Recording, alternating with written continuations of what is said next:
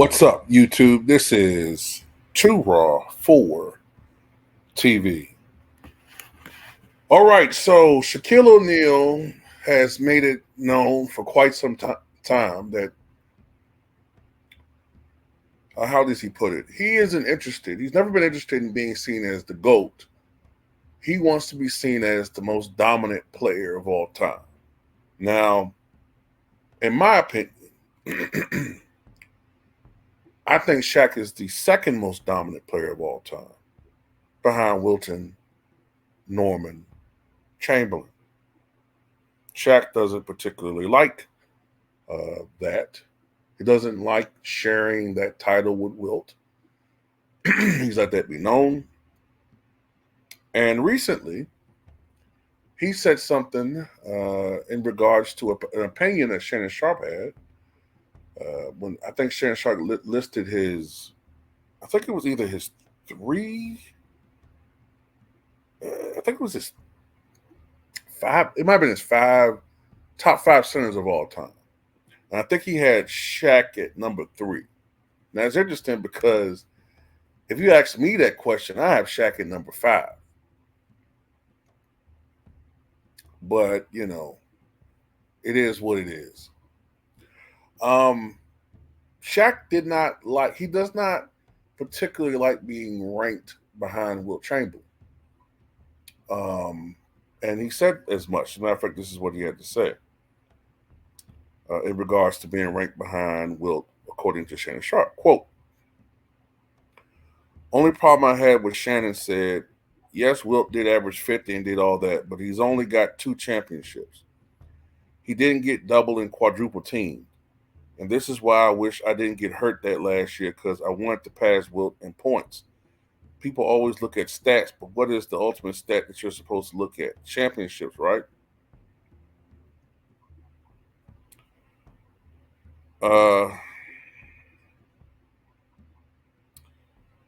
This is the thing about that. First of all, I don't know what he's talking about when he said that Wilt didn't get double and triple team. Yes, he did. Yes, he did, especially when he was more of a primary scorer. Now, I'm assuming the games that Shaq is looking at with Wilt are probably games when, by that point in time, Wilt was playing with the Lakers. And at that point, Wilt was at the best the third option offensively, and then the last couple of years, fourth and even fifth option. And then, you got to look at the fact that Wilt was going up against guys in the playoffs like Kareem Abdul-Jabbar.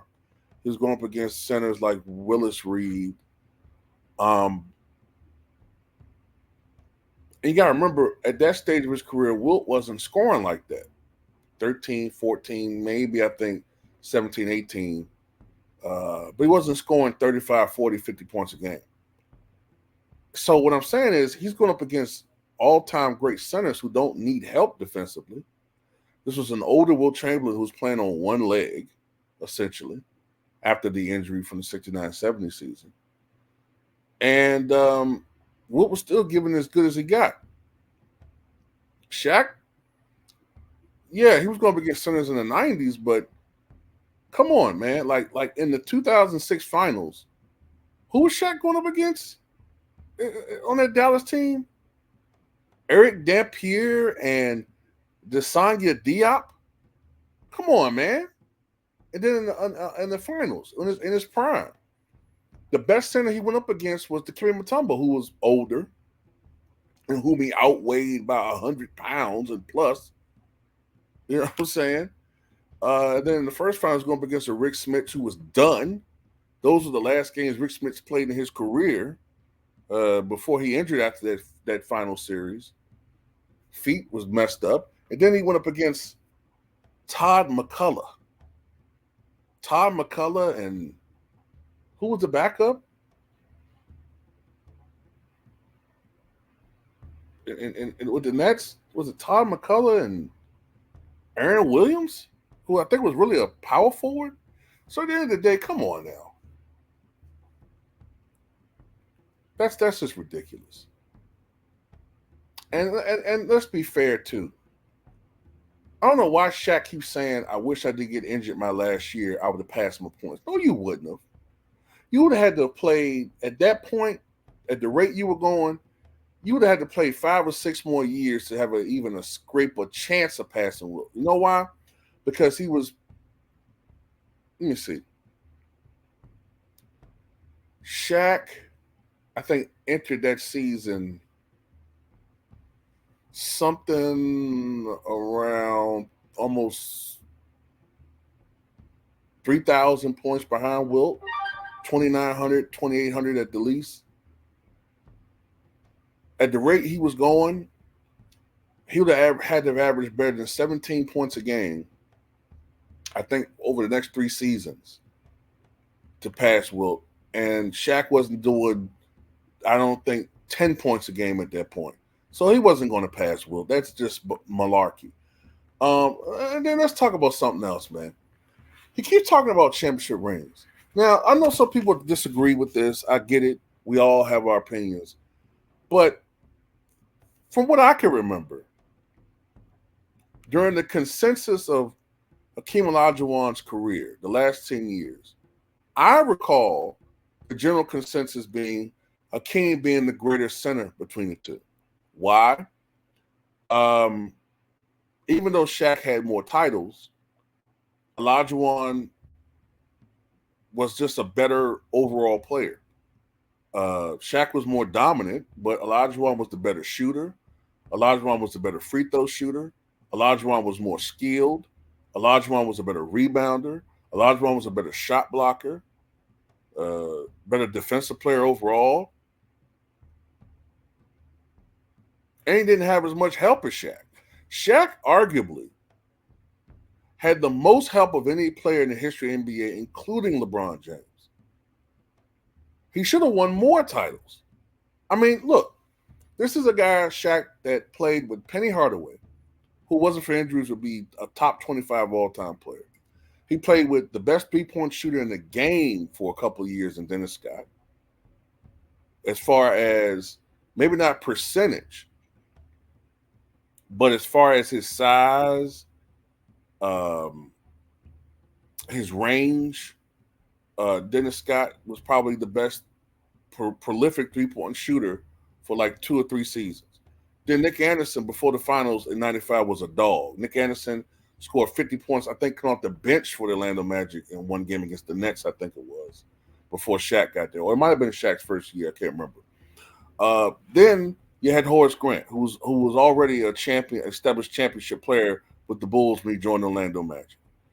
Then you go to the Lakers. You got Kobe. I don't got to add to that. Then one year you had 3 other All-Stars on your team. In '98, it was 4 All-Stars on the Lakers. Okay? You had Shaq. You had Kobe. You had Nick Van Exel. And you had Eddie Jones. Matter of fact, Eddie Jones, I believe, led the league in steals. No, he wasn't. No, he wasn't. No, he didn't. But he was amongst the leaders in steals. But the first, I think, 2 months of the '97-'98 season, Eddie Jones was leading the league in steals. Then later on, of course, you had Glenn Rice come on the team. J.R. Ryder was on that team. Rick Fox, one of the greatest role players of all time, and Robert Horry. Come on, man. Mitch Richmond was going to come off the bench on that team.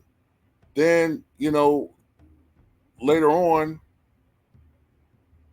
with the Miami Heat, you play with Dwayne Wade. You play with Gary Payton.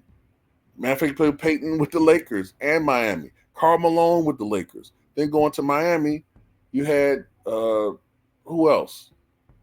Antoine Walker. I'm going through all these guys, man. Antoine Walker. You had Jason Williams. You know what I'm saying? You had all this help. Then you played with Steve Nash. You played with LeBron Ramon James. You played with, I think, Anton Jameson in Cleveland. Then you played with the Big Three in Boston. Wilt didn't have all that damn help. There wasn't free agency when Wilt Chamberlain played. There wasn't. Imagine if Wilt Chamberlain had joined up with the Lakers earlier when Elgin Baylor was still in his prime.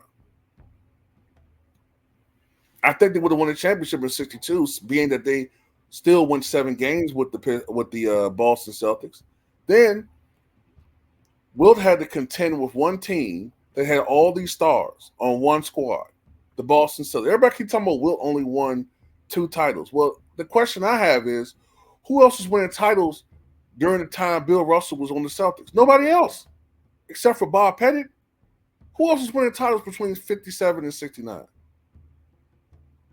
Between 56 and 69, who else was winning titles? Nobody else. Nobody says, oh, how come Oscar didn't win any titles until he joined Kareem? They don't say that. It's always, why didn't Wilt win more? Because of the damn Boston Celtics, like everybody else.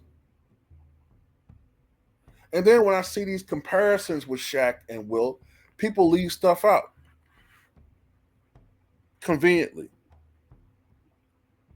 Like if you compare finals MVPs, Shaq has 3, Wilt has 1.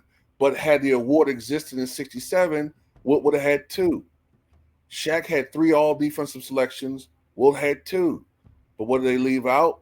That award didn't start.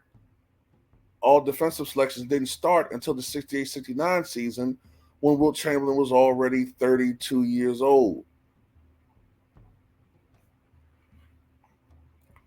How about we look at win shares and how the huge difference between Shaq and Wilt? Let's look at the fact that they share a virtual identical career PR rating, despite the fact that with Wilt, it doesn't include blocks and rebounds. Had it did, and I know turnovers will be included too, but it had to include blocks, rebounds, and steals, Wilt would probably have the highest career PR rating in the history of the NBA. How about we include triple doubles? Wilt had 78. Shaq had 1, I think. 1 or 0, 1 or 2. And let's remember, blocks weren't counted when Wilt played. His triple doubles probably would have been at least 200 something, if not 300 something. How about the fact that Shaq never led the league in rebounds? Wilt did 11 times in 14 years. Shaq never led the league in blocks. Wilt probably led the league in blocks at least 6 to 7 times, if not more than that. Shaq, as dominant as he's supposed to be, only had 3 career 50-point games in the regular season. Jamal Crawford had more than that. Wilt had 118. Wilt had 4 postseason 50-point games. Shaq never scored more than 46 in the postseason, but he's supposed to be the most dominant. Wilt Chamberlain, despite being lighter than Shaq, was stronger. The man could bench press when he was 59 years old, afflicted with heart disease. He could still bench press 40 to 65 pounds. That was documented. It's been said he could bench press at least 570 pounds in his prime. Shaq's top bench press was 440. That's still a lot of weight, but it's a clear difference. Wilt was more athletic, far more athletic than Shaq. Wilt was more agile. Wilt was a better defensive player. Wilt was a better rebounder. Wilt was a better facilitator. Wilt led league in assists. Shaq would never dream of doing that. Come on, man. So let's cut this. Let's cut the BS. I can go further with this, but I don't want this video too darn long. Well, that's all I got to say about it.